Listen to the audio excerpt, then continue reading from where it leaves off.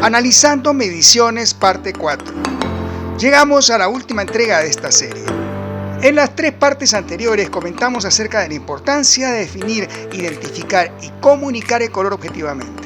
La gestión de la separación, el control de las variables del proceso de impresión, las consideraciones que hay que tener durante la fase de diseño para no crear distorsiones en el proceso.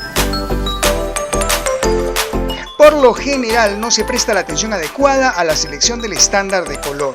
En la mayoría de los casos se utilizan muestras físicas. Las muestras físicas son susceptibles, siempre, inexorablemente, a la decoloración por exposición a la luz o, en algunos casos, por reacción con barnices. También pueden sufrir deterioro por la manipulación durante el uso, tales como arrugas, frote, rasgaduras, dobleces. Además, casi nunca podemos confiar en la precisión con que fueron hechos. Atenerse a que fue lo que el cliente me aprobó no es un argumento muy fuerte, pues el cliente no suele medir. Su apreciación es muy subjetiva y puede cambiar drásticamente en caso que, de buenas a primeras, decida cambiar su perspectiva de evaluación o encuentre alguna forma alternativa de comparación. ¿Nunca te ha pasado que de repente un cliente te rechaza algo que nunca antes le había dado problemas? Ese es el momento en que todo el personal de impresión empieza a correr por todo el edificio como gallina sin cabeza, tratando de encontrar el motivo de la no conformidad. Estas muestras físicas a las que me estoy refiriendo pueden ser las benditas guías Pantone. Esos cuadernitos que son material infaltable en los talleres de impresión y que muchos consideran como tablas de la ley o santo grial de la industria gráfica y que, dicho sea de paso, cuestan varias veces su peso en dinero verde y que además recomiendan cambiar cada 12 o 18 meses. Claro, dicen muchos, es parte del negocio pedir que se cambien, así que quien las vende se asegura un ingreso permanente. Así tienen un mercado cautivo y con eso justifican precisamente no cambiarlas. Lo cierto es que debido a que las tintas utilizadas para la impresión de estos cuadernitos no son hechas con pigmentos resistentes a la luz ni llevan ningún tipo de recubrimiento que pudiera afectar su apariencia, entonces se decoloran y son afectados por el roce que ocurre cuando se usan. Muestras impresas anteriormente o a veces años atrás. En algunas ocasiones en otros talleres de impresión y hasta en otro tipo de sustrato. ¡Una maravilla! Las pruebas de color hechas en impresoras digitales, muchas veces sin calibrar, o han sido impresas con perfiles de color muy distintos al del proceso de impresión. Y en la mayoría de los casos en un sustrato completamente distinto al utilizado en el trabajo final. Por otro lado, he visto pruebas de color que las siguen usando como estándar a pesar de tener más de 2 años de haber sido impresas. Papelitos con arrastres de tinta hechos con mecanismos o métodos de impresión muy deficientes, que a veces da hasta vergüenza mostrar. Todos estos elementos se degradan con mucha facilidad. Dependiendo de los colores que lo conforman, la manera como son usados y manipulados, esta degradación puede ser más rápida que en otros casos. Las condenadas cartillitas de color, muy usadas por todos lados, en algunos casos exigida y siempre muy respetada, pero que crean más problemas que lo que los resuelve. Muy pocos revisan la conformidad de este estándar usando parámetros medibles. En el mejor de los casos, verifican densidades y le aumentan 5 puntos a todas las tintas para la máxima y disminuye 5 puntos para la mínima. ¡Wow! No registran coordenadas LAB para los colores directos, ni incremento del valor tonal, ni definen tolerancias delta E. Es puro Picasso. Casi como decir, señor operador, pínteme esto por favor igualito. Aparte de esto, son susceptibles a la decoloración, se desgastan, se arrugan, se maltratan con la manipulación, no las cambian periódicamente y mucho menos establece un criterio medible para determinar su fecha de expiración. Las guías Pantone no son una referencia confiable. Repito, no son una referencia confiable. Revisa bien la información. En ningún lugar de la documentación existe un compromiso explícito o garantía sobre la exactitud del color. En muchos casos, como el que se muestra en estas fotos, dos guías que han sido abiertas en la misma fecha, van a ser distintas cuando se comparan un determinado color con otro. En este caso, por ejemplo, un arte venía con la indicación de un Pantone 649. ¿A cuál de las guías le hacemos caso? Comparando los colores con el Pantone digital del instrumento, ambas guías tienen una desviación de color muy grande, delta E 006.76 en un caso y 4.31 en el otro. Además, ambas guías tienen un poco más de 2 años de uso. Hace rato que debieran de haber sido tiradas a la basura. Caso real, aunque usted no lo crea.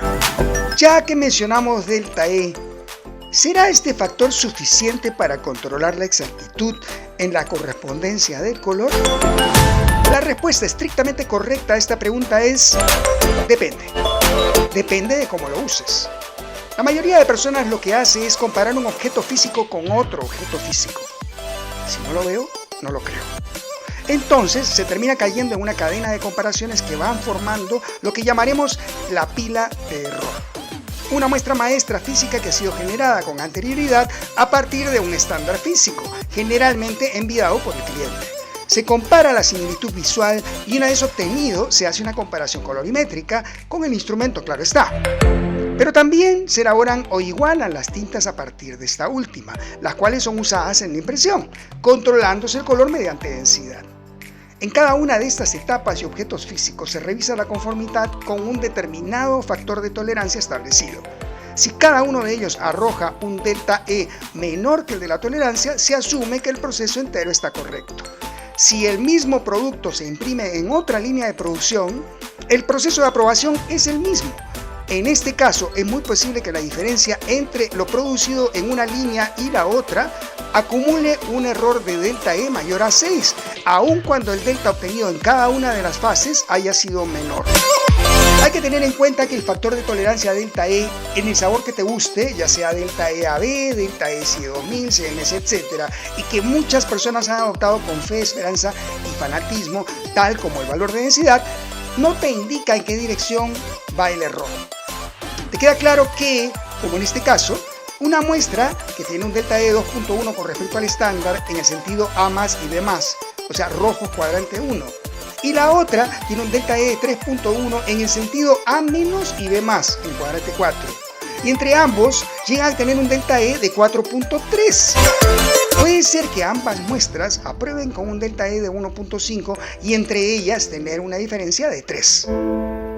La manera de reducir la acumulación o pila de error es usar una biblioteca de color que X-Rite propone como Pantone Life, pero que en buen romance puede ser una biblioteca de colores de marca personalizada.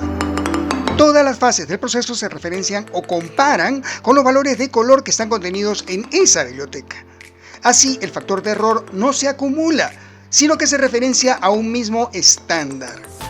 Entonces entramos al tema de la biblioteca de color, que se constituye como la columna vertebral de un proceso de control de color directo. La validación del color a pie de máquina se hace mucho más sencilla y objetiva usando una biblioteca de colores. Es necesario contar con espectrofotómetros y el trabajo de confeccionar la biblioteca misma.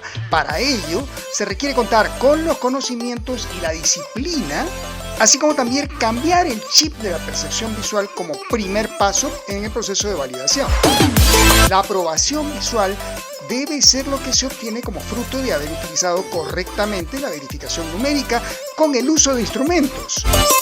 Comentario: aunque lo que te voy a mostrar a continuación involucra instrumentos de alta gama, es posible hacerlo con equipos y software muy económico, obteniendo los mismos resultados. En este caso, usaremos la herramienta comparación del instrumento. También puede implementarse el uso de una herramienta de plantillas de trabajo en la que se define la conformación de los colores según el arte del producto impreso. Las bibliotecas de color pueden ser desarrolladas tanto internamente como con la ayuda de su proveedor de tintas. En la lista de colores podemos hacer la búsqueda del color que deseamos comparar. Al hacer la medición, el instrumento reportará si el color está dentro de la especificación de tolerancia de color establecida e indicará el delta y densidad. Adicionalmente, se puede hacer una serie de análisis adicionales respecto a la correspondencia del color. Dependiendo de las características del instrumento, se puede hacer comparación de los gráficos de reflectancia. En el caso de haber diferencia, el instrumento puede sugerir qué acción tomar respecto a la carga de tinta o concentración. La validación y corrección del color a pie de máquina se hace mucho más sencilla de esta manera. El modelo numérico de medición, evaluación y validación del color usando bibliotecas de color constituye el método más objetivo. Permite lograr una mayor consistencia, predictibilidad y reproductibilidad del color. Las bibliotecas de colores no solo registran un arreglo de coordenadas, se obtiene mucho mejor resultado cuando se cuenta con información espectral para poder detectar el efecto metamérico con diferentes iluminantes, observador y sustratos.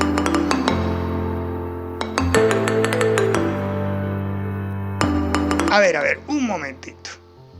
¿Qué en el mundo es metamerismo? Es el fenómeno que ocurre cuando un par de muestras tiene apariencia de color similar bajo determinadas condiciones físicas, luz, observador, sustrato, y cambia cuando alguna de ellas varía. La curva espectral es el mejor indicador de metamerismo colorimétrico. Por eso es importante tomar en cuenta este indicador al momento de hacer las comparaciones. Dos curvas espectrales que muestran al menos 3 o más cruces indican metamerismo. Un par metamérico coincidirá estrechamente y tendrá valores de estímulo, o sea, coordenadas de color casi idénticos bajo un iluminante, pero puede no coincidir visualmente y exhibirá una diferencia de color instrumental significativa con otros iluminantes. Esto suele ocurrir cuando los pares de colores tienen una formulación de colorantes distintos. Por ello, es tan importante que las bibliotecas de color incluyan la información espectral. Así, la biblioteca de color se convierte en la columna vertebral o piedra angular del proceso de reproducción del color, siendo utilizada en cada una de las instancias para verificar su consistencia.